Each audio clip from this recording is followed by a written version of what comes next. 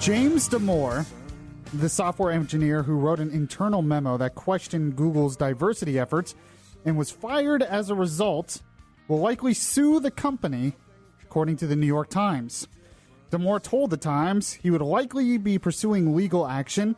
I have a legal right to express my concerns about the terms and conditions of my working environment and to bring up potentially illegal behavior, which is what my document does. Damore revealed he had submitted a complaint to the National Labor Relations Board before he was fired, claiming that Google's upper management was misrepresenting and shaming me in order to silence my complaints, adding it was illegal to retaliate against the NLRB charge. The memo, called Google's Ideological Echo Chamber, titled Our Words Matter, stating that the memo had violated... I apparently skipped a page here, but Google's chief executive said that the memo had violated the company's code of conduct and advanced harmful gender stereotypes in our workplace. This is Beyond Reason Radio. I'm your host, Michael Yaffee, the voice of reason in a world that is beyond reason. We are on till 10 p.m. tonight right here on News Radio 102.5 WFLA. Once again, there's a lot of stuff we have to get to, a lot of stuff that's beyond reason in the world.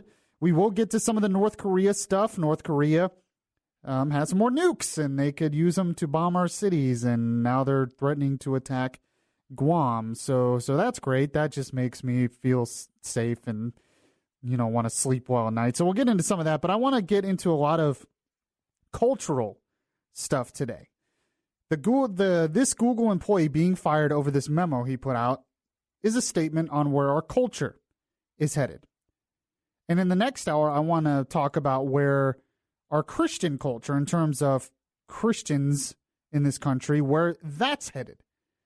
So there's a lot of stuff to discuss, and this is stuff that I believe really affects our daily lives and stuff that people are thinking about in the workplace. It affects how you talk in the workplace, how you talk to your friends, how you raise your kids or your family, finding a significant other. All this stuff affects our daily lives. So I think it's important to discuss it. So we will. And of course, it is Tuesday night. So that means we have Mr. Paul producing tonight. And I'm going to go find that sound right now. You know what sound I'm making, right? It's the Homer Simpson woo-hoo. Yeah. I got to go find it so I can actually play it and I can not sound all deep-voiced Homer Simpson because I can't But hit I that like octave. deep-voiced Homer Simpson. I like your woo-hoo. I don't know if Homer Simpson's excited about my show, but I know you're excited about my show. So I want to start the show with actually going over what some of the stuff that was said in this memo. It's 10 pages long by the Google employee entitled Google's Ideological Echo Chamber. Now, Google fired him over this, and I haven't heard many people on the conservative side say that Google doesn't have a right to fire him. Google, I believe, does have a right to fire him. They're the private company. They can fire him for whatever they want. If they believe this guy is going against company principles, they can fire him. The question is, one, should they have fired him? And two, what did he say in his memo that was so offensive? And is what he said true or not? Are they just true but uncomfortable truths we don't want to deal with? This issue, especially of diversity, especially when you're talking about men and women, dealing in life, dealing in the workplace, whatever it is, this is one of those issues, and I talk about issues like this all the time on my show, where we're just not honest with ourselves, I think. We're just not honest about what's really true when you're dealing with men really true? And women. What's really true? I Well, mean, that's what what is we're truth after all? Geez, except what we create it to be. Oh, dear Have Lord. you found your truth, Stop. Mike? I think I have found my truth. That's exactly what we're going to be getting at. But it's just one of those things where a lot of what he said in this memo, I think we all know is true, but we become so, I guess, politically correct or whatever it is, that the pendulum has swung so much to the other side that we're so obsessed with the idea of women's rights, which women should have equal rights, that we've started going into equality of everything, that women are totally equal to men in every way. And anyone who has had a girlfriend, anyone who has been married, anyone who raises a daughter or has a sister or a mother knows this is not true, knows that men and women are not the same. They're just not, and that's okay. It is not okay, and you're going to make them equal. Okay. Yes. Thank you. I hope anyone can tell that he's sarcastic because he's more passionate about this subject than I am, I think. Oh, you have no idea. But in terms of this, yeah, it's one of those things where we're just not honest with ourselves when we know it to be true. There was an article today blasting the guy who put out this memo because they were saying, oh, he's claiming that women are inferior to men.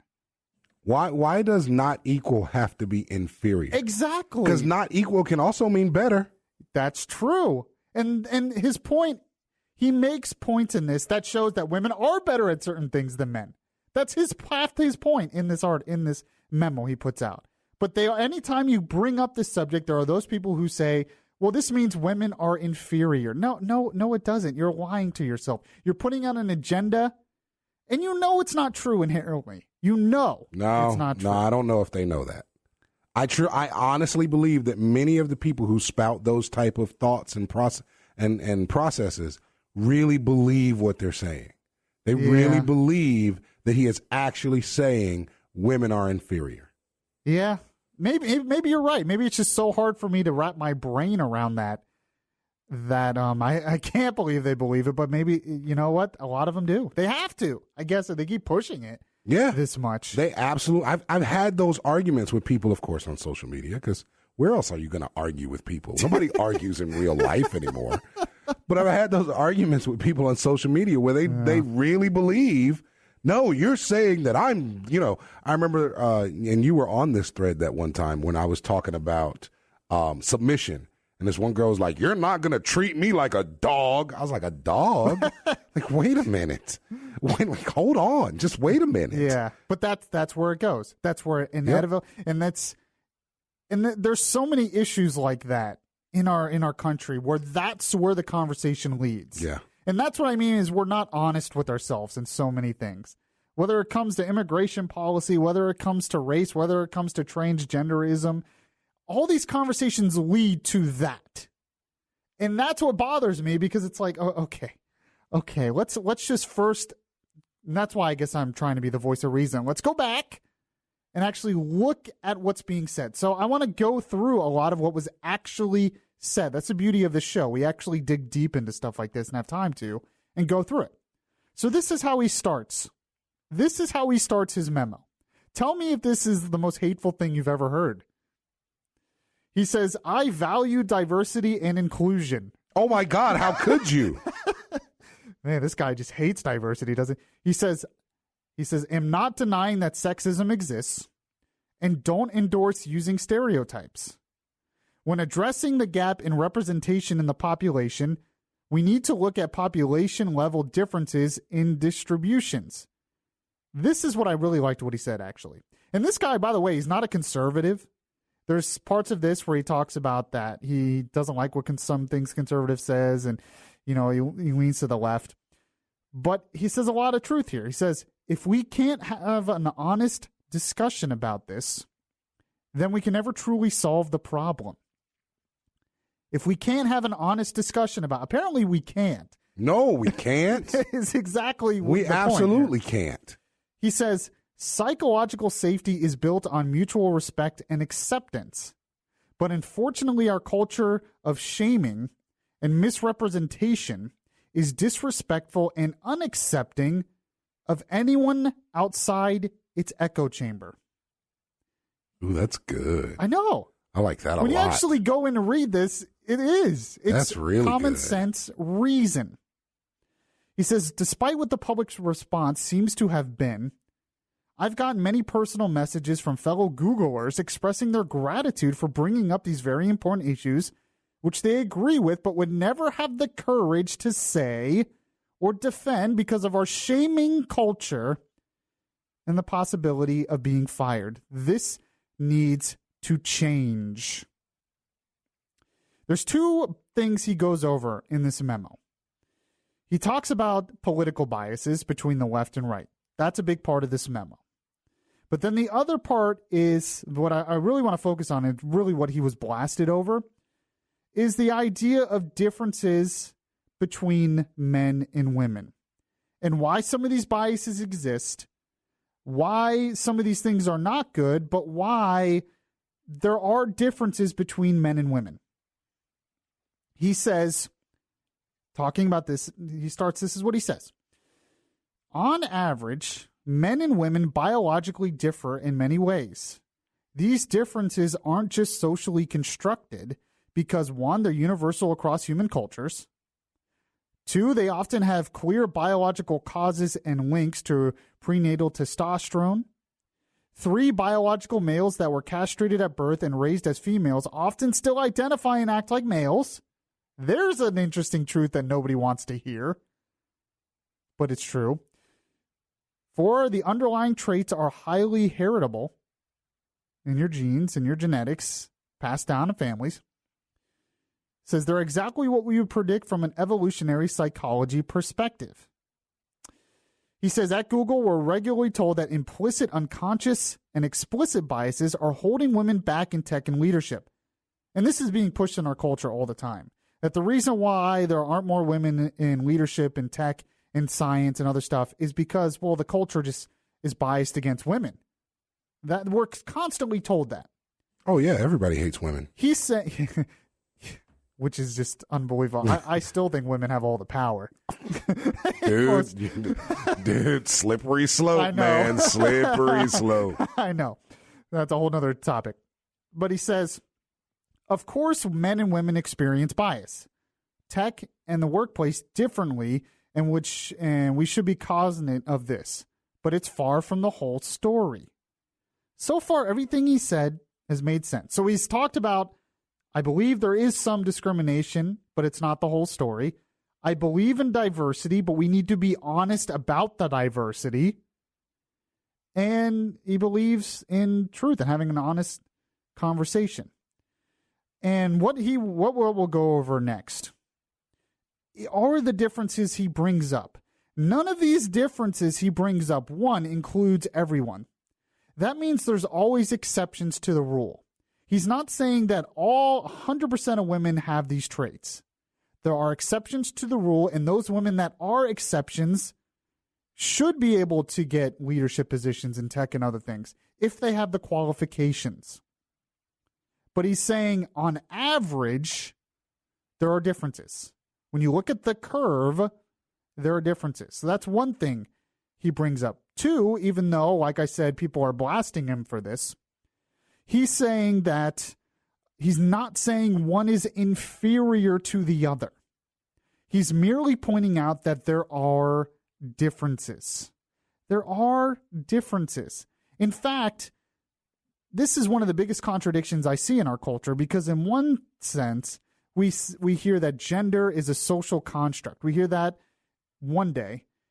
And then the next day, we hear about a man who believes he's a woman and does womanly things like dresses and wants to change his sex and wants to be more feminine.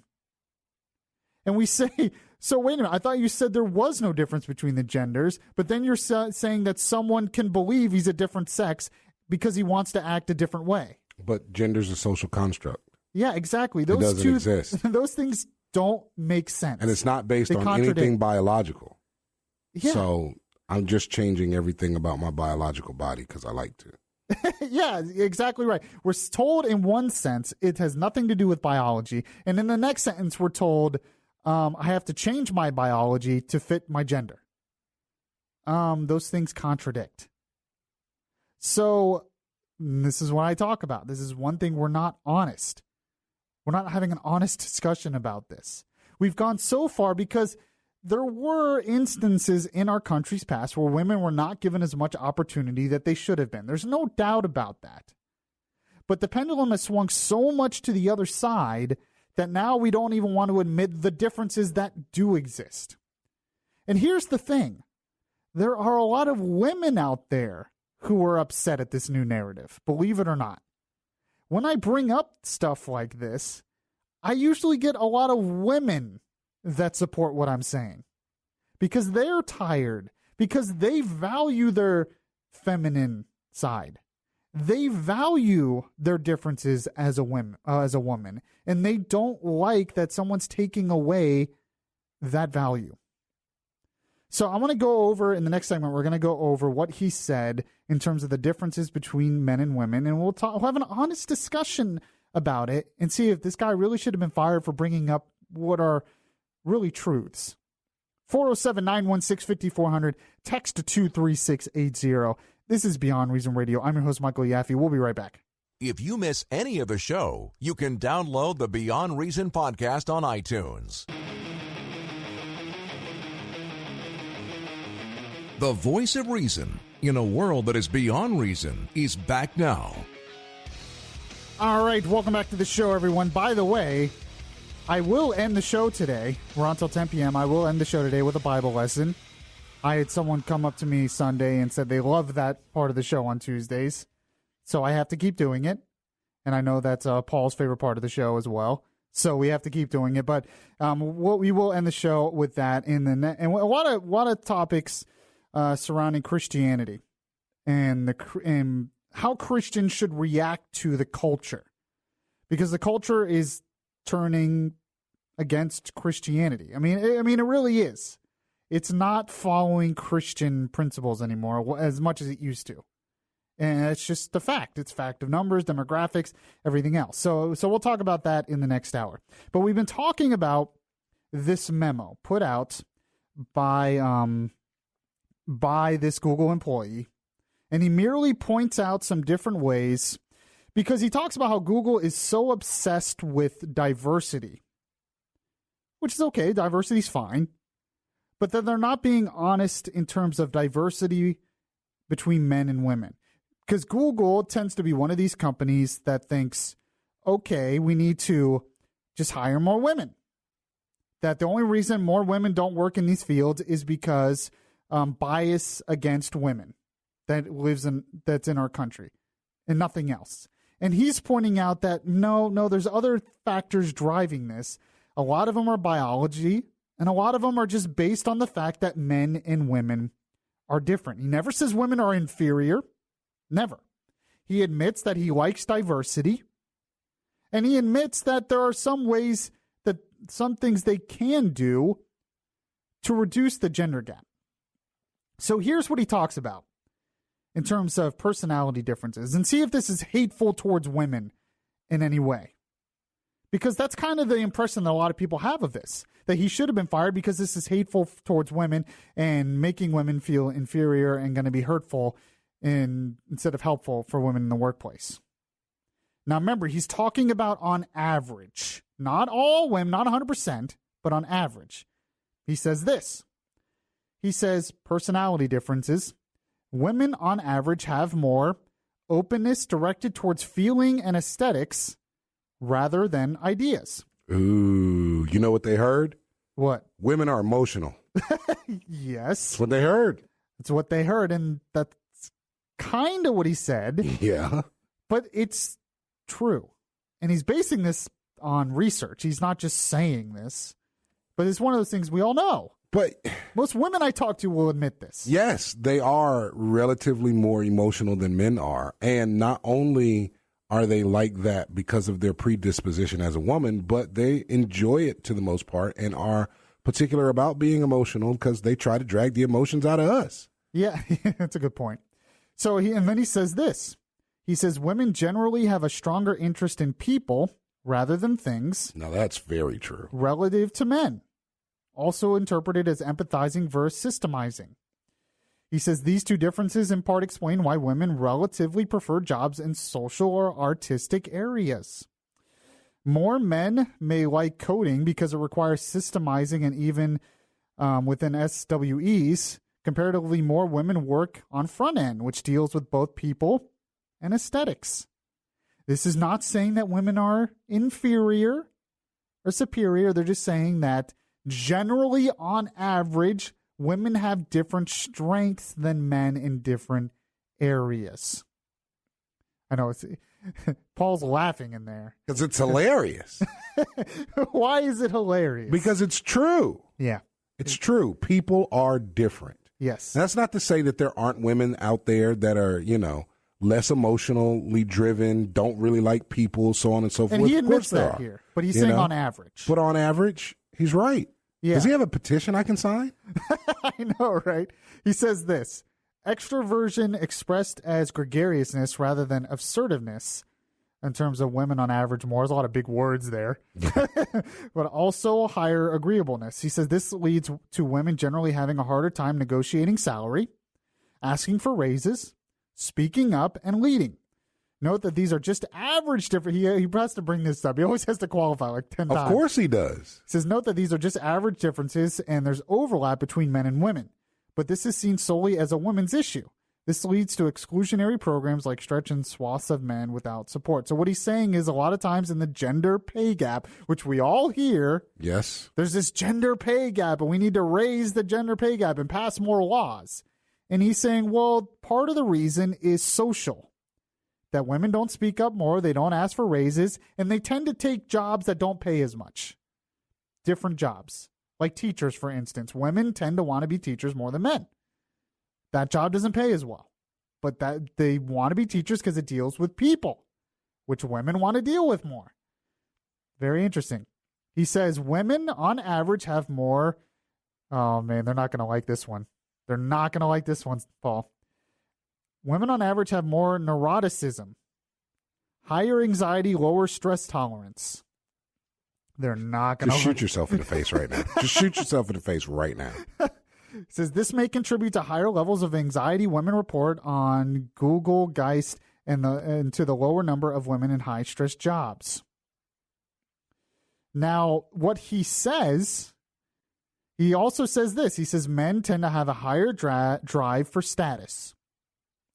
We always ask why we don't see women in top leadership positions, he says, but we never ask why we see so many men in these jobs. These positions often require long, stressful hours that may not be worth it if you want a balanced and fulfilling life. Talks about many women choosing not to take that path because they want a more balanced life. They want to stay at home or whatever. Listen, I know evidence of this right now, right? So I've got a friend, her name is Lachey Reeves. Mm-hmm. She runs an organization called 8 Cents in a Jar, which is basically helping college graduates find that perfect career path, right? Okay. Teaches financial literacy, lets them, learn how to negotiate their salaries and things like that. She posted on Facebook the other day, this is exactly what she posted. Woman job seeker, right? This is the woman job seeker. Position pays $95,000 and you have the skills to earn $95,000. She downplays her skills and settles for $80,000 and she gets $80,000. Man job seeker. Position pays $95,000 and he has the skills to earn $95,000. He demands $100,000 and he gets $100,000. Both are equally qualified and presented the same facts by me. What's wrong with the picture? So she actually spoke to each of these individuals, presented the same facts that they offered to her to the job, the hiring manager. Okay. And the one person demanded $100,000, the other person would settle for $80,000, and the person that demanded $100,000 got $100,000. Yeah, and that one male, one female. And that talks about what he says here, that men tend to they drive more for that. They demand more. They ask for raises because it's a part of their nature to be like that. Status is important, assertiveness is important to them in those areas. So yeah, that's a great real world example.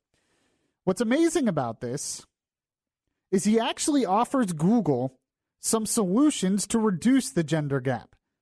So he's saying, look, if Google wants to reduce the gender gap, there are some real things they can do. Not this fake, well, we just need to hire more women in these positions kind of stuff.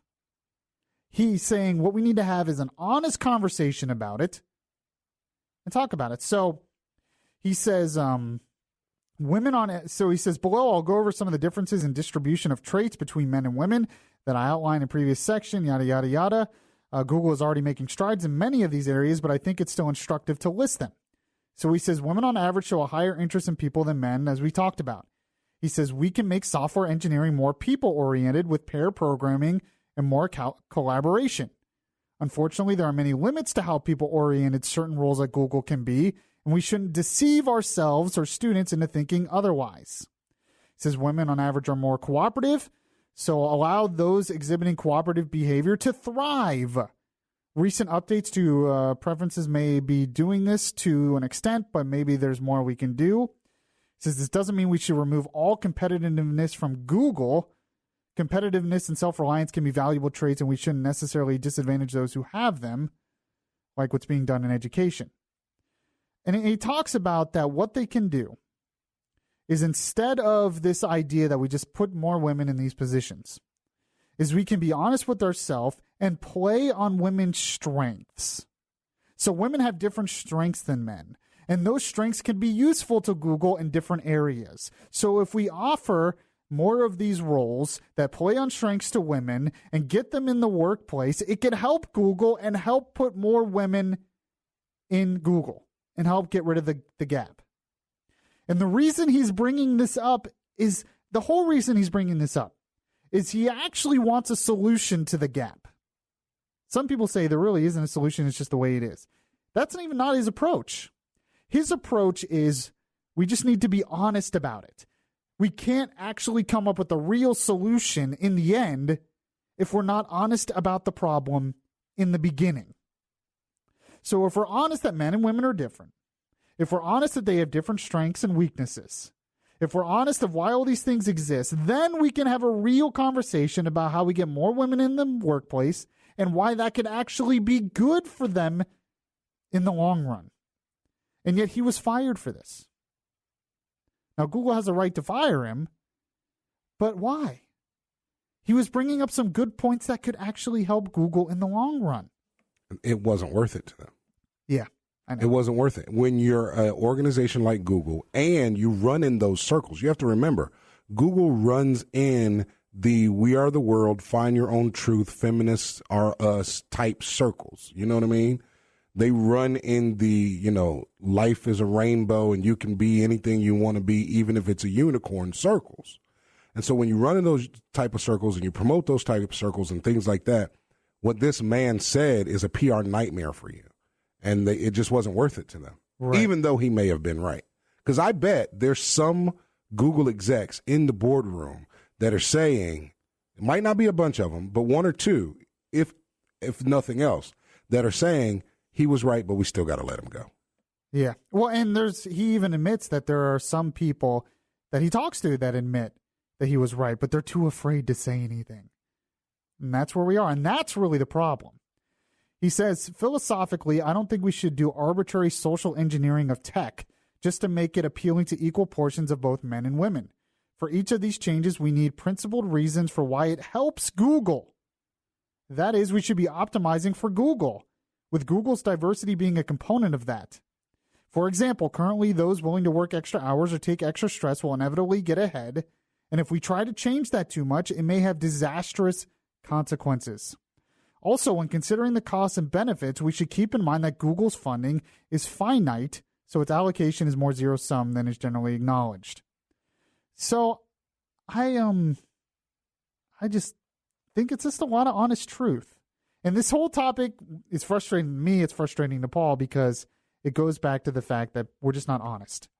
We're just not honest about this whole situation. And it's getting worse.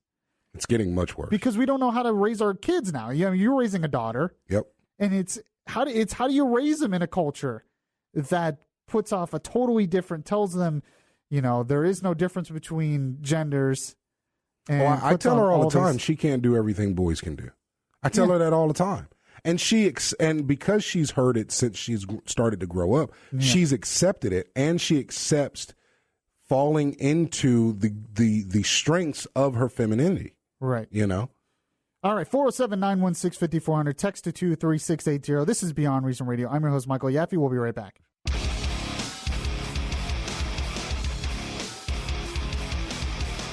This is Orlando's Smart Talk Radio. Beyond Reason Radio continues now. So, are we going to war? I mean, I hate to be Mr. Doom and Gloom here, but it looks like it might be happening. It's not. Not to take away from the fact that we're already in war. Well, yeah, that's a good point. But we might just be adding one to the list. Yeah, are we still? that's true. We're only in one right now. Are we still in two? Well, I know we're absolutely we're in in Afghanistan. One. Yeah, we're absolutely in Afghanistan. But even in Afghanistan, we do some battles, but is it a full-on war? No, most of it is just backing up the Afghan troops and trying to stabilize the region. Right. Is it a full-on offensive war to topple a country or anything like? No, which really. Nobody's ever been able to do before, ever. Yeah, no. I mean, we technically we were successful. We toppled the Taliban. We put in a new government. The problem is stabilizing it long enough and keeping that government in place. Right. That's the problem. And we do offensive things against ISIS. Is it a full-scale war? Not really. This would be a full-scale war. Yeah, this would be all out. And it's hard to know what to do because North Korea, according to Reuters, said on Wednesday it's carefully examining plans for a missile strike on the U.S. Pacific territory of Guam. Just hours after U.S. President Donald Trump told the North that any threat to the United States would be met with fire and fury. Actually, I have the audio of that. If you want to go ahead and play that, Paul, I'll play Trump and what he said today about North Korea. North Korea best not make any more threats to the United States. They will be met with fire and fury like the world has never seen. He has been very threatening, beyond a normal statement. And as I said, they will be met with fire, fury, and frankly, power, the likes of which this world has never seen before. So, it's a really tough situation, honestly, because if we go to war with North Korea, they're going to attack South Korea. And a lot of people could die. And a lot of our troops could die because they have a pretty big army, a pretty powerful army. Now there's a lot of troops in South Korea too. Yeah, well, in South Korea, but we would have to bring in more. Yeah, if we did a full scale invasion. The only thing about all this is I'm still not necessarily convinced that North Korea really wants to go to war with us. I'm not necessarily. I mean, we have to take the threat seriously. We have to. We can't just ignore them and say, "Oh, that's nothing." No, we definitely can't do that. Because they have intercontinental ballistic missiles that could have nuclear warheads, and all it takes is one. Exactly. To do a lot of damage. Just one. And so we have to take it seriously. But I just can't wrap my head around the idea of why North Korea would want to. What is in their interest to be doing this other than just one, the leader's psycho, or two, they just want to look more powerful than they are. They want to be at the table. They want to be at the nuclear power table. And they want to be in the midst of the negotiations of nuclear powers. They once they get nuclear arms, they are one of the big boys now. Yeah, and they think that's exactly. And now you have to do whatever, and they really believe that because they have it, you'll have to do whatever they say or whatever they want because they'll threaten to nuke you. But, and really, one, a lot of people are saying this. We would need China's help in this because they have to be getting their funding from somewhere. Most of it's coming from China. So they're not funding all this on their own. There's no possible way they could be funding all this on their own. So the money has to be coming from somewhere. So that's what one of the biggest frustrations has been, because we keep trying to deal with China, do something, and they're saying, okay, but then they don't really do anything. So I'm not necessarily against Trump talking tough on them. I think we have to talk tough, but I don't know where all this leads. I really don't. You have to talk tough, but you have to work with China, and I don't know. You think we're going to war, Paul? I don't think we are. I think we can, but I don't think we are. A lot of the talking tough, I just hope while the talking tough is happening, there's somebody in the back, behind closed doors, Hunt for Red October, Morse coding this thing. So it doesn't escalate and get out of control. So it doesn't escalate and get out of control. I mean, the good thing is we would have a lot of allies on our side if we did a war like this. I mean, there's no doubt. There's no doubt we would have allies on our side, especially South Korea, but others, because in Japan, I mean, they don't want North Korea to do this. No way. And they don't want that type of escalation on their doorstep. Yeah, exactly. Even if we did decide to step in and use military force, they don't want that. South Korea doesn't want the, nuclear winds blowing their way. Yeah. Yeah, exactly right. And it's funny because you talk about, North Korea wants to be at the table. There are things that the country could do to actually be at the table. One, not be a crazy socialist country that enslaves your own people and does all these crazy things. Why not try to reform the economy and the social structure of your country over just getting massive nuclear weapons and then threatening the world? As long as it's taken them to get the nuclear weapons, they could have done that. I know. They could have done that. I know. But, it's one of those things where it's like you're trying to have a logical explanation to something that's illogical. I think the leader there is not basing all this on logic and reason and sound judgment. And if you're also if you're telling the truth about it, though, even if they did do economic restoration, all that kind of stuff, that doesn't make them one of the major players. They're not up there with us then. Right. They're one of the minor players, Just because of the size of their country, they can never be as economically strong as, or close to as economically strong as America. Well, that's true, but Japan's not a very big country, and they're one of the major players. South Korea is not a huge country; they're one of the major players. There are things that they could have done to really change the country and be like, okay, now you can get at the table. It's happened to other countries in the past, but it's a pretty scary situation. So we'll have to see what happens. The UN voted 15-0 or whatever. Everyone voted for sanctions, and that's like unprecedented in a situation like this. So, do you think we're going to war? No, I don't think so. Kind of like what you said. It could lead in that direction. There's just so many steps that have to happen before that. Unless North Korea is just like, hit the button. Let's go. If North Korea, let's test them. Yeah. If North Korea invaded Guam, yes, that would start a war. Yeah, absolutely. There was no doubt about it. We would have to go to war, and we would have to root them out. But I just can't imagine that they. Well, one thing, you're kind of giving them logic, and they're not very logical. But they have to realize they would be crushed. They would be absolutely crushed. And even if it was a hard, even if they got one in, they would be crushed. Yeah. So what is in it for them? I think it's kind of what you said. I think a lot of this is a game to look big, saber rattling kind of stuff. But is it really a threat in terms of we're going to immediately go to war? I don't know. It depends how crazy this leader is, and he's pretty crazy. Well, on the other side, what's our leader going to do? Is he going to snap back just because he doesn't like to feel threatened? Yeah, you could ask that question. Trump is one of these people, though.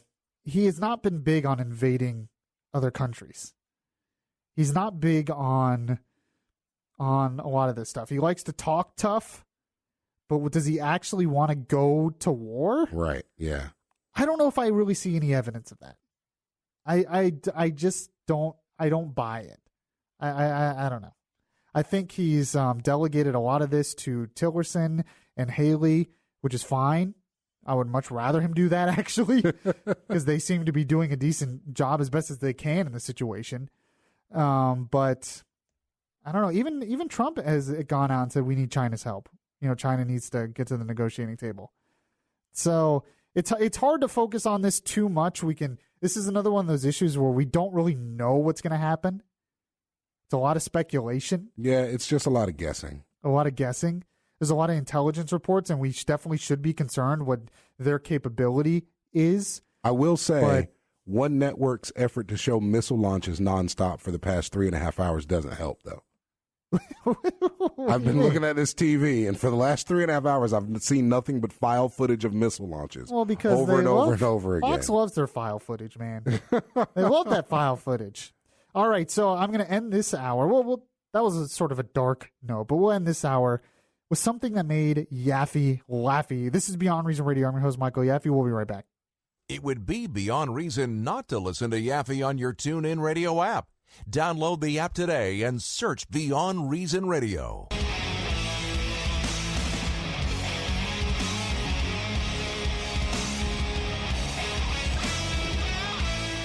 a conscience in your ear telling you the difference between right and wrong. Yaffee is back on the air. Yes, welcome back to the show, everyone. This is Beyond Reason Radio. I'm your host, Michael Yaffee. And it is that time of the show once again for things that made Yaffee laughy.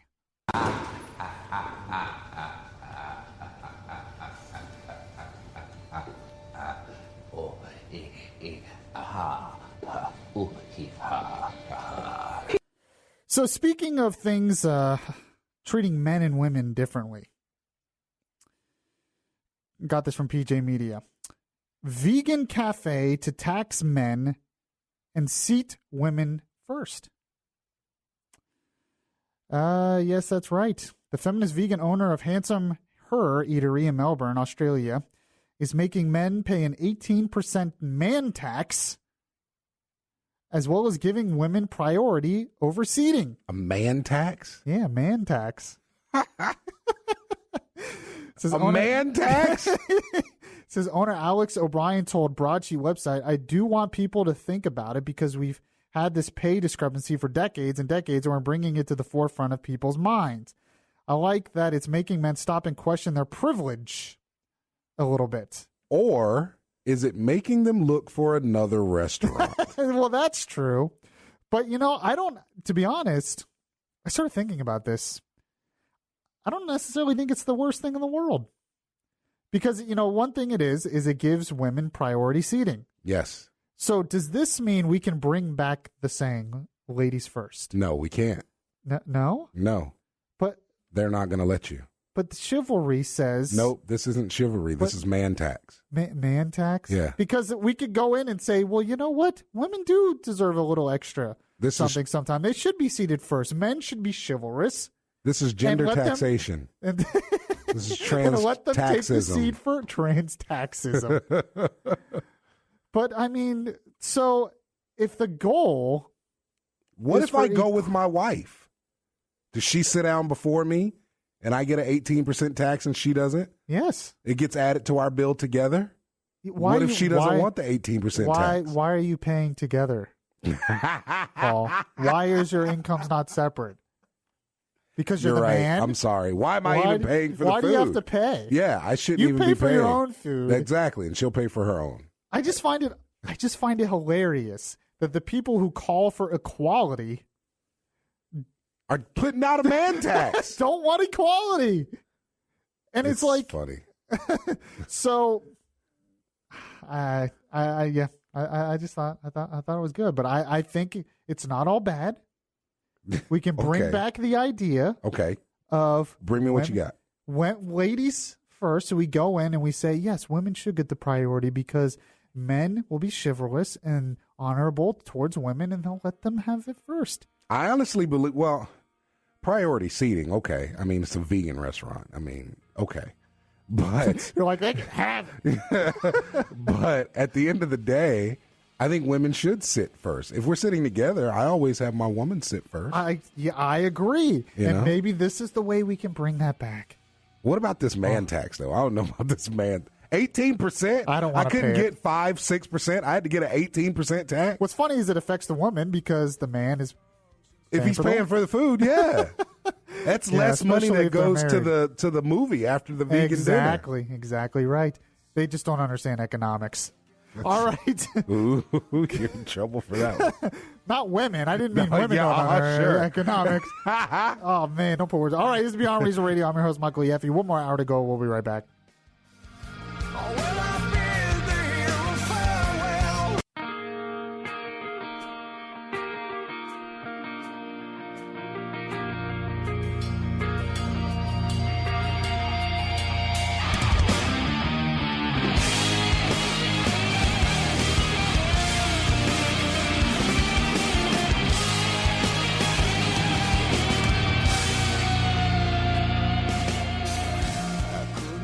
Transgender day camp allows a safe space Start over.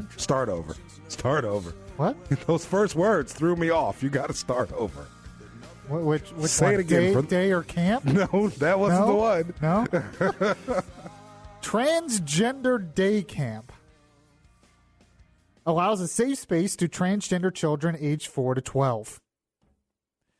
Rainbow Day Camp in El Cerrito, California, is a day camp that caters to transgender children ranging in age from 4 to 12 years old.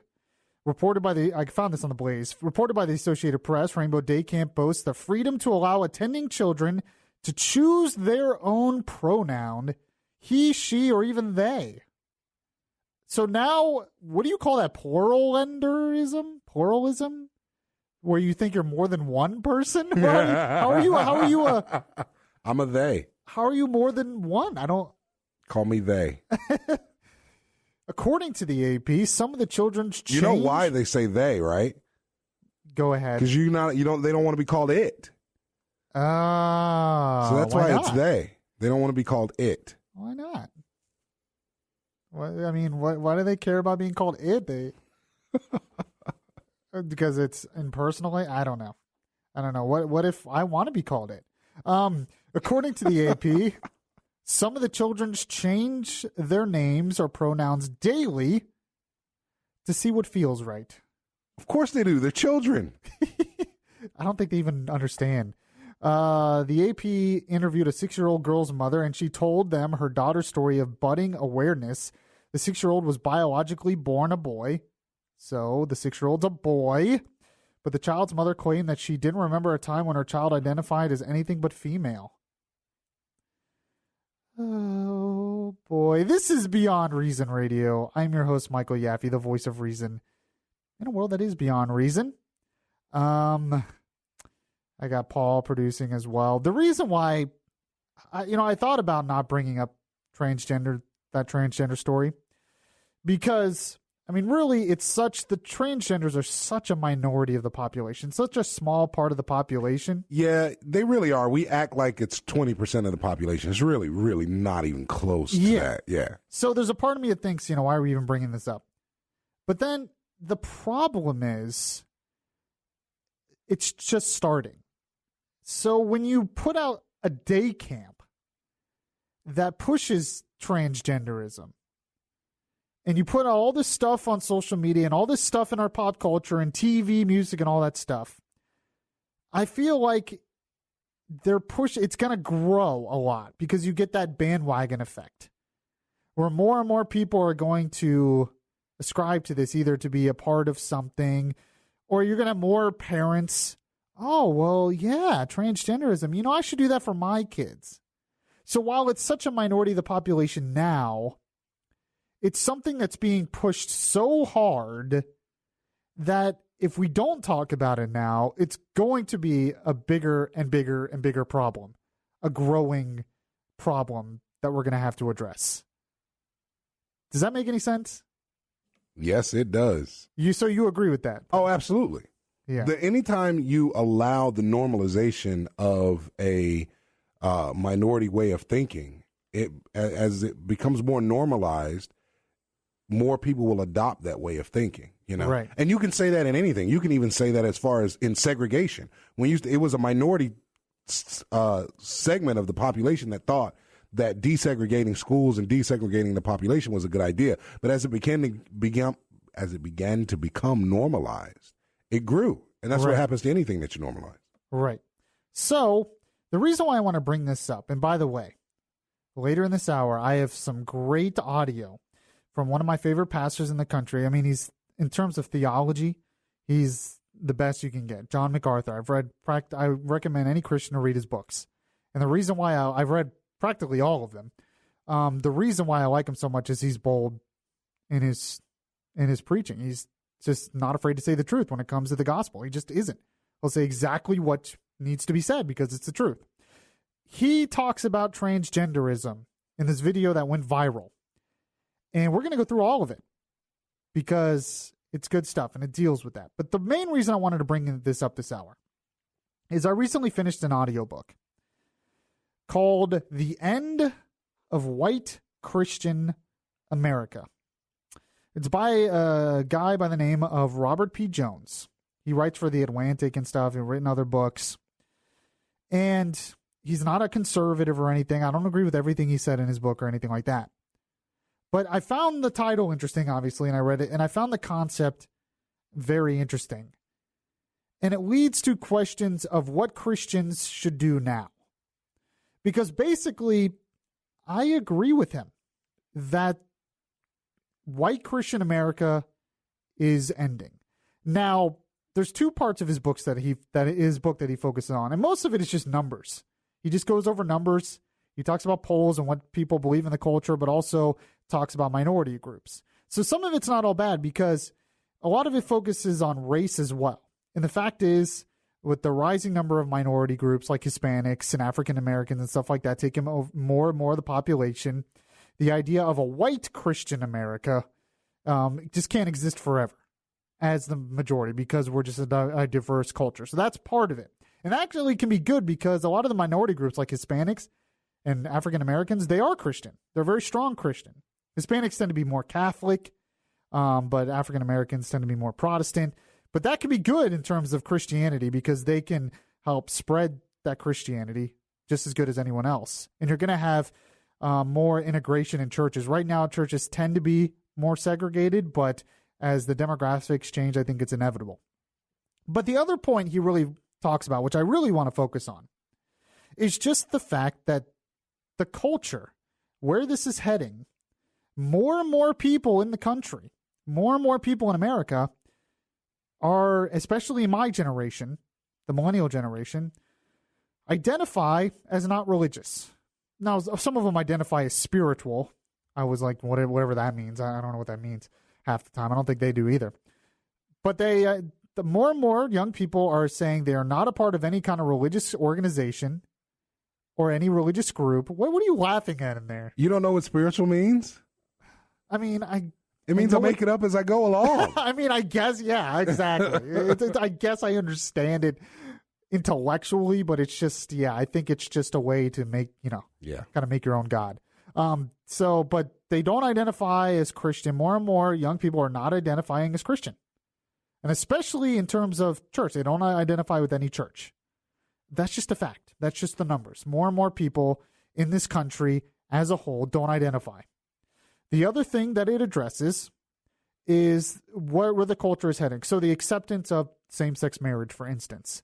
The fact is more and more people accept homosexuality. Not only do they accept, same-sex marriage in a government sense, but they accept that homosexuality is okay, it's not a sin. That's just fact. That's just where the culture is going. You look at polls, more and more people just accept it. Transgenderism is another one. All the sexual revolution, having sex before married, cohabitation, all of this stuff that we're told as Christians not to do, the culture and more people in our country are accepting it. Absolutely. And it's just, and any Christian knows it, and it's just a fact. And he goes over the numbers and he says it's just the fact. And more people are saying they're atheists. More and more atheist leaders and authors right now get more and more notoriety. Mm-hmm. The attacks on Christianity continue. It's just the way it is. Right. He doesn't even make a point about it being good or bad in the book necessarily. Because it doesn't matter. It's just truth. Is. Yeah, yes. It just is. And that's one of the reasons I don't like the idea of an attack on Christianity. There are a lot of attacks on Christianity, but a lot of these cultural norms that are developing in America are really just more self-centeredness than anything else. Well, yes. Now, spiritually, it's attack on Christianity. Yeah. But mentally, for most of the people that are doing it, it's just them wanting to do whatever they want to do without any guilt or shame. Yes. Exactly right. So the question is then, if this is true, if more and more Christians out there, or less and less of our culture is Christian, which is just obvious, how should Christians in our country react to this? Because before, it was just such a dominant part of our culture to be a Christian, to go to church, to subscribe to those values, that you didn't have to think about this. It was just there. But now, Christians are in a dilemma a lot of times because they have to decide, how do you react to the culture? Do you push? Because Christianity in a lot of churches got political, especially in the 80s and 90s. They got political because they wanted to push the social ideas on our culture through politics. And a lot of that I understand because they wanted to save those values in our culture. But it seems like now that's impossible. We've lost a lot of this culture war. It's just a fact. So how do Christians, what's next for us in this country? Do we fight to once again make this more of a Christian nation in our culture, in our politics? Please no. Please. Now, why not? Because first of all, I'm tired of fighting for a Christian nation. Okay. You know what I'm saying? Like, I was nowhere in the Bible did it tell me to go out and fight to make a Christian nation. Nowhere in the Bible did it tell me to go out and fight and conquer land on behalf of Jesus Christ, who died on the cross, rose on the third day, sits at the right hand of the Father. In fact, if you, John MacArthur, if you read, he has a whole book about why the government can't help you, which I've read, but he talks a lot about, he's even more extreme than me. He's saying Christians really shouldn't even be that involved in politics at all, which is a little extreme for me. I think we should. But he's an extreme guy, so. But I mean, I usually agree with everything he says. His main point isn't that you don't vote and you don't get involved in politics, but the main point is that the idea of making our country and our politics and our land a Christian nation, kind of like what you said, right? It's not biblical. It's not biblical. It's not really what Christianity was about. If our objective is to introduce people to Christ, which individuals, yes, individual people to Christ, one person at a time, piece by piece, then we're wasting our time trying to fight for our nation to be a Christian nation. That's why I hate the war on Christmas. I hate the war on Christianity. I hate the war on this, the war on that. Like, if we did our jobs, see, where did the soapbox come from, Mike? Well, I just want to say I do kind of understand the war on all that stuff a little bit. I get it, but my point is, if we did our jobs as approaching individual people on behalf of Christ and exuding the love of Christ and the acceptance of Christ, and so on and so forth, the war would have no way to win. Yes, that's true. Although the Bible does say that most people will go down the wrong path. Yeah, that's true. So, but I get what you mean. But in terms of the war on what I guess some are saying, and I kind of agree with this, that Christians need to focus more on religious liberty. That we understand we're not a predominant part of the culture anymore, but we have to fight with our rights to act in our community the way we should act. Oh, well, yeah, I'm with that all the way. I'm with that all the way. But I'm not with it just because another religion has decided they want to do something. You know what I mean? Yeah. No, I get what you're saying. But go ahead. Well, we're off topic now. This kind of goes along with another article I read, and this guy was quoted by the author of the book I was talking about. His name is Russell Moore. And he's talked about this a lot of times. And there's also another article I found here from Emma Green in The Atlantic. And it says, "The freakishness of Christianity. What would American culture wars look like if it were less about values and more about Jesus?" Now, Russell Moore, he's a theologian out there, part of the Southern Baptist Convention. He talked about this, and he was asked, he's asked, what do you think about the lack of Christianity in our culture? He writes in his book Onward, "Most Americans agree on certain traditional values: monogamous marriage, the nuclear family, the right to life, the good prayer church, yada yada yada. The argument was that this consensus represented the real America. Presumably, everyone else, gays, divorcees, pacifists, socialists, lived outside the real America." He says, if such a real America ever existed in more than Leave It to Beaver reruns, it certainly doesn't exist now. And he goes over how all these things are legal.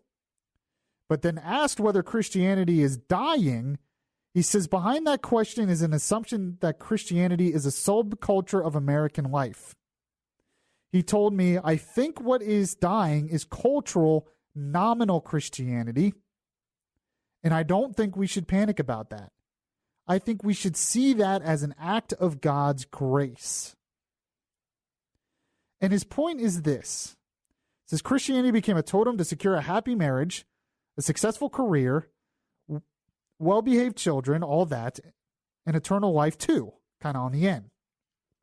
Such a Christianity doesn't have a Galilean accent, but rather the studied clip of a telemarketer. What he's pointing out is that what Christianity needs to focus on is they need to accept now that Christians, like you and me, Paul, have to accept we're not a part of the predominant culture, but maybe that's okay because Christians were meant to be separate. Christians were meant, it talked about holy. Holy comes from the Hebrew word kadosh, which means separate. So Christians are called to be separate, to be a light to the rest of the culture that is dark. And he is saying, and he is making the point, that this is actually an opportunity for Christians to be able to show their truth selves, to be a light by being separate, by being the freakishness of this culture. Can we do that as Christians in this society, though? Is that the right way to go? Or is the right way to go to continue to be sort of the moral majority kind of thing, to really get involved in politics and push the Christian idea on the political level, on the governmental level, and on the culture as a whole? This is an interesting debate I think we can have. I tend to agree with Russell Moore here, that I don't like that Christianity is leaving a lot of our culture. I think it will cause a lot of problems. But individual Christians now need to take this as an opportunity to, one, go back to their core faith, to really go back to what it means to be a Christian on the individual level. Study that, understand that, and then use themselves as an example in a corrupt culture to be a light, to lead people to Christ. It's so interesting you say that, because it brings me back to something that I spoke about this past moment of clarity when I was talking about transitions. And that's what America's in right now. We're in a transition. We're in a transitions phase where, like you were saying, our culture is moving away from using Christianity as a cultural norm. And when you're in a transition, one of the best things you can do is take that time, because transitions only last for a period of time. And then there's another transition that comes along, or there's a plateau and you stay there for a little while, and so on and so forth. Right.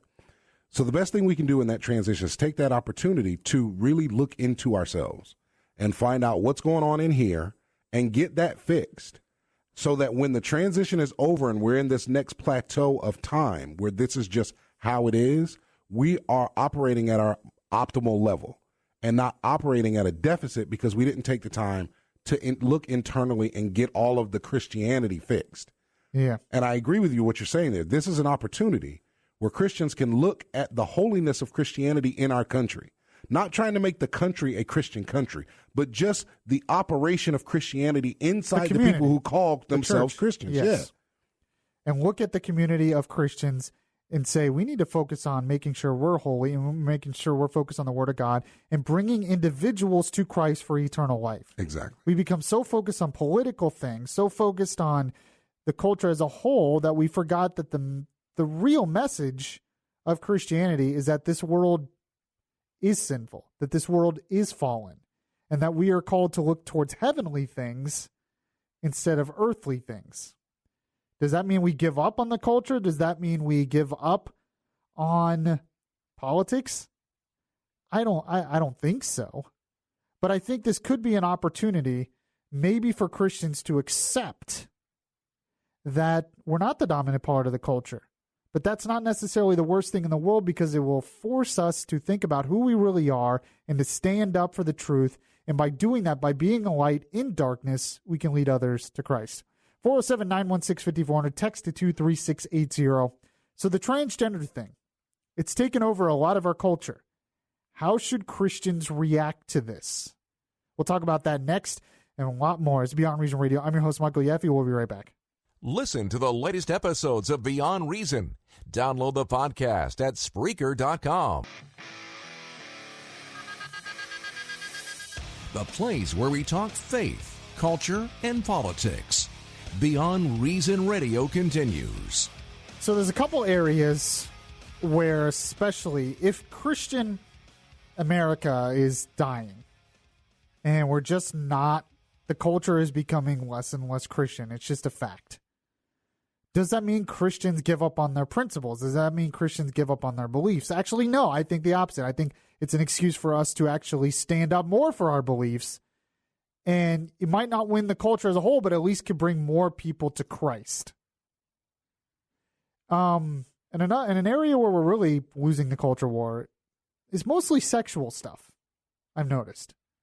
Anything dealing with sex and gender, that's where the culture's changed. Absolutely, without a doubt. The latest thing, it was same-sex marriage. Well, actually, before that, it was marriage or sex before marriage.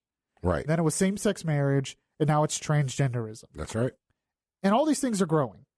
So how do we Christians react to this? Well, I found a video on Facebook by Pastor John MacArthur. I listened to his sermons. He's been writing for years, has tons of books. I always recommend his books to Christians. There's a video out where somebody in the congregation, I guess it was a question and answer time, it was like a Bible study or something, asked him about the transgender. How do you react to someone who's transgender? What is the Christian approach to this? And frankly, he says a lot of truth. And a lot of people in this culture won't like it, but I think he's right on. So we'll go through a little bit of this, and then we'll take a break and go through the rest of it. It's pretty long, but I want to go through all of it because I find it very, very interesting and see what you all think about it. Here's how it begins. Someone asking him a question. Hello, I'm Claire, and my question is, Hi, Claire. In regards to transgender, I have an older sibling actually who's transgender, and my question is just how to approach that biblically, specifically in regards to what pronouns to use, and just in general. Yeah, Claire, bless your heart for asking that. Simply stated, there is no such thing as transgender. You're either XX or XY. That's it. God made man male and female. That is determined genetically. That is physiology. That is science. That is reality. This notion that you are something other than your biology is a cultural construct intended as an assault on God. Okay, stop right there. If you your can pause sibling it for may me. not see it that way, but that's... So he obviously starts straight off the back in that, and he says things that are true. He says, the girl asks, well, one of my family members says they're transgender. How do I approach it as a Christian? And he starts off saying, well, the fact is there is no such thing as transgenderism. It doesn't exist. You're either a male or a female. Unless you're like a hermaphrodite, which is such a minority of the population biology. That's not what most transgenders are. They're men who say they're females in their brains, in their minds. And he goes on, he says straight, it's an attack on God. Some controversial stuff, but this is difficult to do because, as we've been talking about, the culture doesn't want to accept this. But as Christians, we have to stand up for it. And I think he's right. Let's take a break here, and then I want to get to the rest of what he said. So you'll have to stay with me in the next segment because it gets even better. And we'll go through it all. This is Beyond Reason Radio. I'm your host, Michael Yaffee. We'll be right back. Download the iHeart Radio app and catch the Beyond Reason Radio podcast.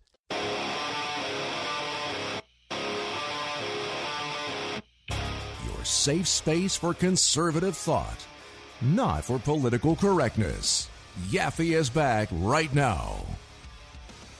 So this might be one of the last refuges for Christians in America. Okay, we're not to that point yet. I was going to say, gosh. Are we there already? No, we're not to that point. But there's no doubt. We've been talking about how the culture is going away from Christianity. I mean, the numbers are just showing that. Some people think it's a good thing. I know some people that are listening to me right now actually think that's a good thing. But it's up to, we talked about how Christians should react. Maybe it's up to us to be a light, to understand that, hey, we're not going to always be the majority of the culture, but that's okay. We still have to stand up for what we believe, and we still have to be a light in the darkness. So I think that's a good approach for a lot of churches. But we've been talking also about John MacArthur here. There was a video that went viral. He was asked about transgenderism. And, well, he doesn't mince words. We played the first part of it where he said, there is no such thing. There's no such thing. I have to say I love this guy. If his church was here, I would...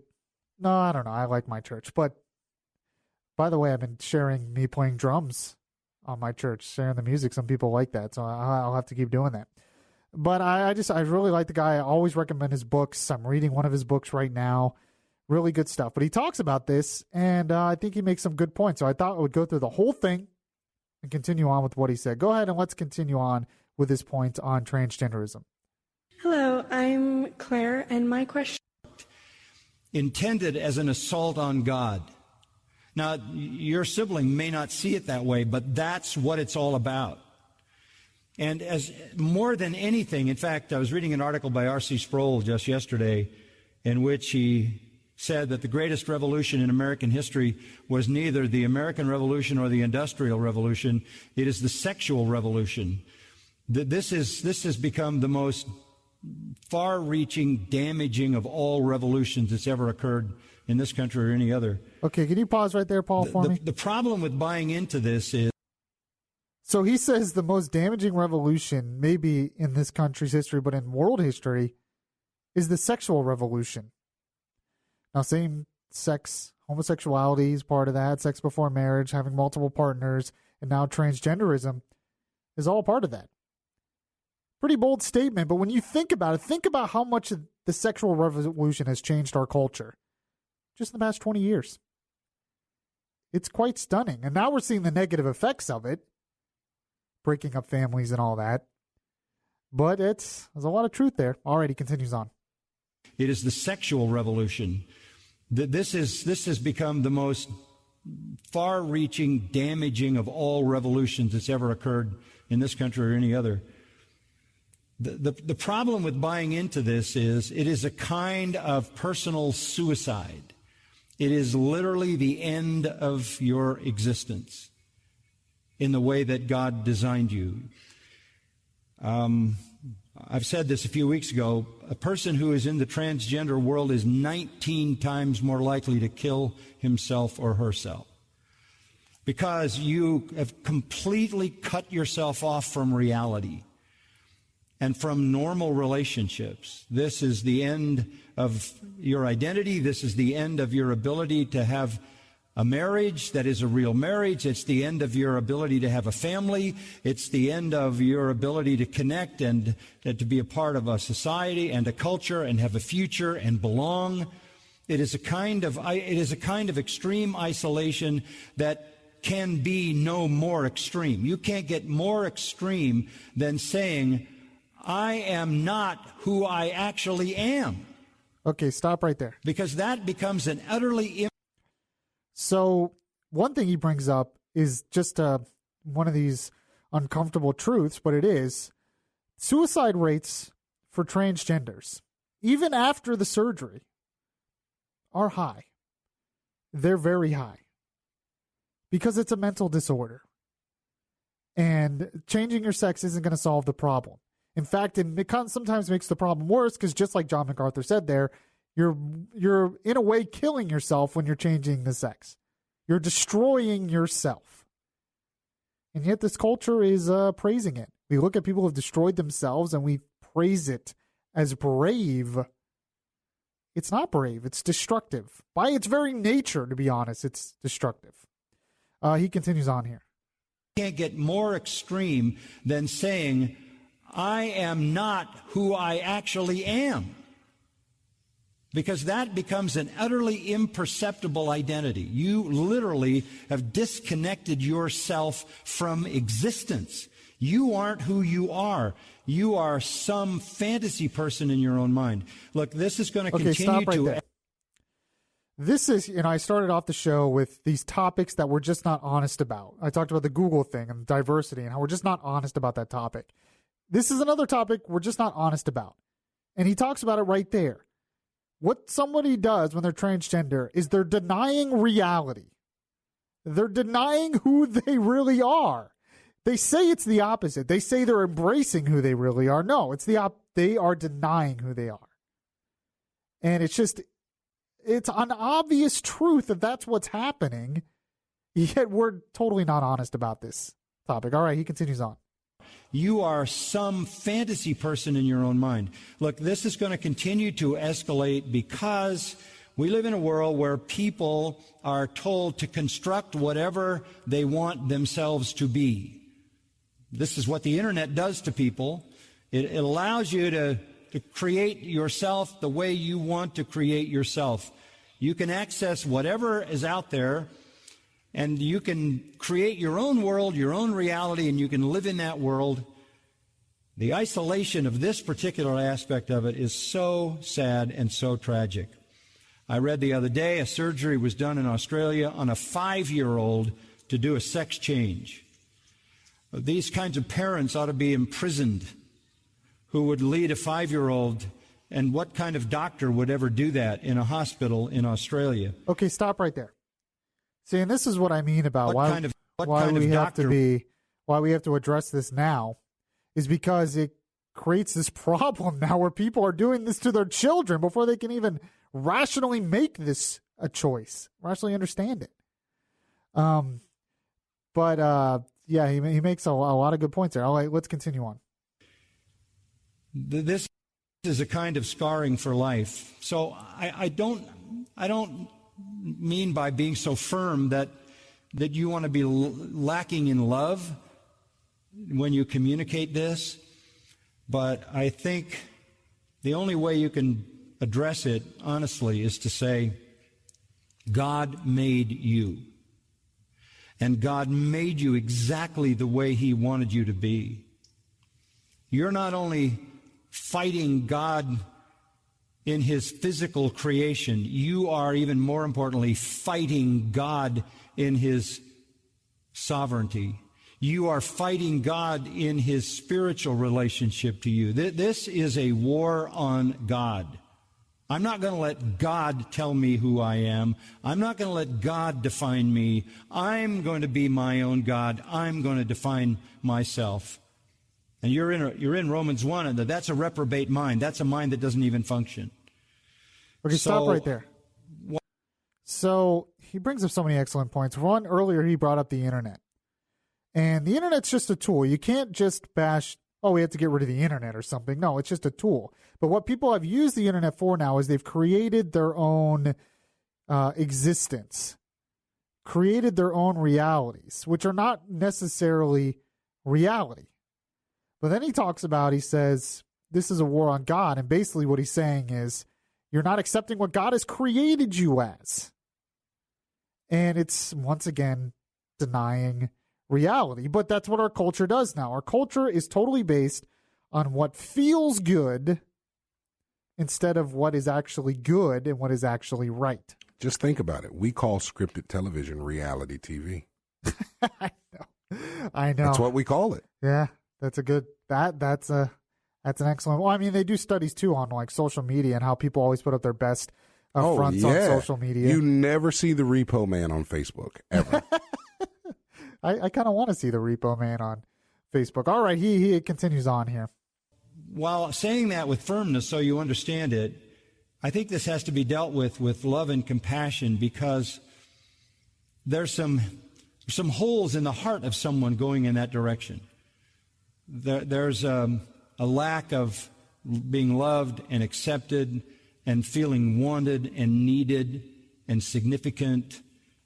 So on the one hand, the reality of that lie and deception is so damaging, so destructive, so isolating, so corrupting that it needs to be confronted. But on the other hand, that confrontation can't exaggerate what already exists, which is a sense of feeling isolated in relationships. So you've got to find the fine line between confronting the error of it to protect the person and at the same time providing the love and affirmation that person needs to be all that God would have that person be. And, I like the point he brings up there, and this is something that sometimes Christians have a hard time doing, is the reason why you point out these things. So this was someone whose family member, a girl whose family member was going through this problem. And she was asking, how do I address this?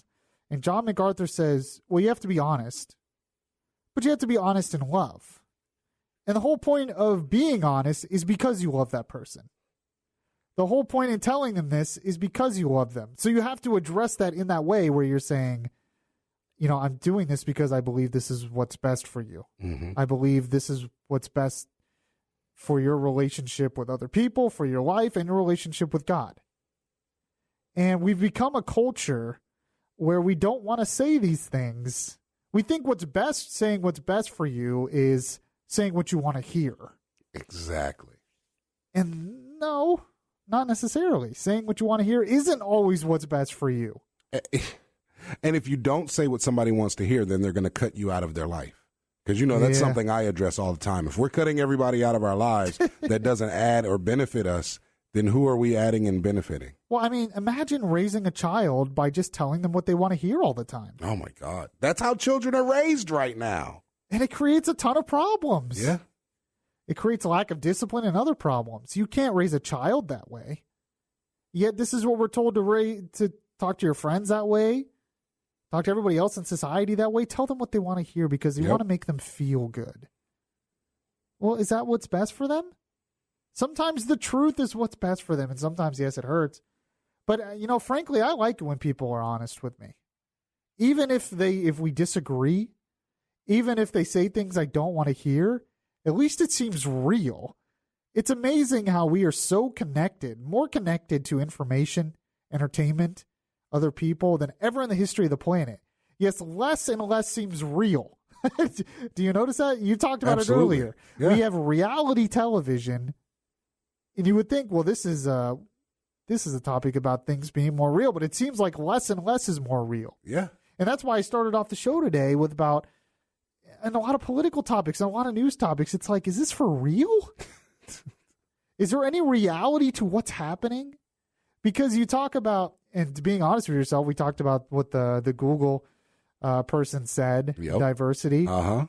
And it's just like they're ignoring reality when the way they bash him. The whole world is ignoring reality because they're being told, and I don't know who came up with this concept, but of course everybody loved it. They're being told, create your own reality. Yeah. Create your own reality, create your own truth, create your own environment, create your own life. Create it. Just make it whatever you want to be. If you put it on a piece of poster board and you cut out pictures from a magazine and you look at it every day and believe real strong, it's going to happen. Yep.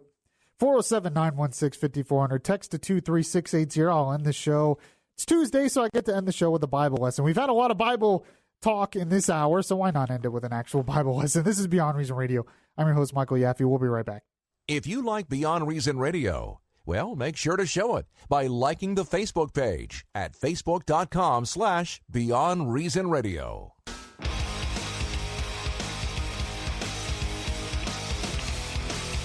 Your voice of truth in a world of fake news. Beyond Reason Radio continues right now. Yes, welcome back to the show, everyone. This is Beyond Reason Radio. I'm your host, Michael Yaffee, the voice of reason in a world that is beyond reason. If you missed any of the shows so far, you can get to the podcast anywhere podcasts are available. You can get on iHeartRadio, the Beyond Reason Radio app, or you can go to beyondreasonradio.com and find it there as well. We're on Facebook Live as well. You can like the Beyond Reason Radio Facebook page, or you can send me a friend request. Search Michael Yaffee, send me a friend request. I will accept it. Or you can follow me on Twitter at Beyond Reason R. So, back by popular demand, I have to do today's Bible lesson. Now, last week I went through Philippians, a part of Philippians, and I was going to continue through that, but I'm going to get back to that next week because I wanted to talk about a verse that I read in James, the book of James recently. Now, the book of James, written by James, who many scholars believe was the brother of Jesus. So he was the brother of Jesus. And his book's very interesting. It talks about how Christians need to live. That, yes, Christianity is based on faith, grace through faith, but we're also called to live and do good deeds, not to save us, but because we have been saved. So there's a lot we can get into there, but there was one part in chapter 3 that he talks about that I think is really good advice for a lot of Christians, frankly. Especially new Christians. It says here, chapter 3, verse 13 through 18. It It says, who is wise and understanding among you? Let them show it by their good life, by deeds done in humility that comes from wisdom. It's something I've been talking about a lot, especially when I teach at my church young adult group. The need for wisdom. And wisdom can only come through humility. It says, but if you harbor bitter envy and selfish ambitions in your hearts, do not boast about it or deny the truth. Such wisdom does not come down from heaven, but is earthly, unspiritual, demonic. For where you have envy and selfish ambition, there you find disorder and every evil practice. It talks about as Christians, we're called to be humble. And this can be hard for a lot of Christians, especially new Christians, because we want to be proud in our new Christianity. And we want to tell everybody else how we're better than everyone else now because we're Christians. But the whole point of Christianity is admitting that you're not, admitting that you have faults, admitting that you need a Savior. And sometimes we forget that. It says, but the wisdom that comes from heaven is first of all pure, then peace-loving, considerate, submissive, full of mercy and good fruit, impartial and sincere. Peacemakers who sow in peace reap a harvest of righteousness. So the main point of all this that I found very interesting is, once again, it talks about wisdom. Well, it talks about two things. It talks about wisdom and it talks about humility. Two things that I think a lot of our culture doesn't have. You can't have wisdom without humility, because the beginning of wisdom is the fear of God and admitting you don't know everything. And that's what part of humility is as well, admitting that you don't know everything. I know some people might find hard to believe that I take that approach because I do a talk show where I give my opinion and we talk about the news of the day. But actually, that is my approach in a lot of life, admitting that I don't know everything, that I'm not the smartest and greatest person on the planet, that I need a Savior, that I need God's help. And this is something James talks about here. Instead of being arrogant in your faith all the time, maybe be humble, but also live the good life so your actions can show others to the truth. Doesn't mean you never speak the truth. Doesn't mean you don't have opinions. Doesn't mean we can't discuss things. But I just think there's so much in today's culture, and one thing I don't see a lot of in today's culture, whether it comes in churches or whether it comes in politics or news or whatever, is humility. I don't see a lot of humility. And that's on my side of the aisle too. And I think that's something that we need to take back and maybe learn and think about what James was talking about, that humility is also a big part of having faith. So that's a Bible lesson today. Hopefully we'll get back to the book of Philippians next week. All right, talked a lot of deep issues today there, Paul. Yeah, you did. A lot of cultural issues. Lots of culture, lots of spiritual. Because, yes. we're not religious, we're spiritual. Yes, but now we only have like 20 seconds left of the show. Yeah. So that's it. Yeah, I mean, politics and stuff is interesting, but sometimes we have to get into these deep issues as well. All right. I thank you all for listening, and, well, I'll catch you guys next time.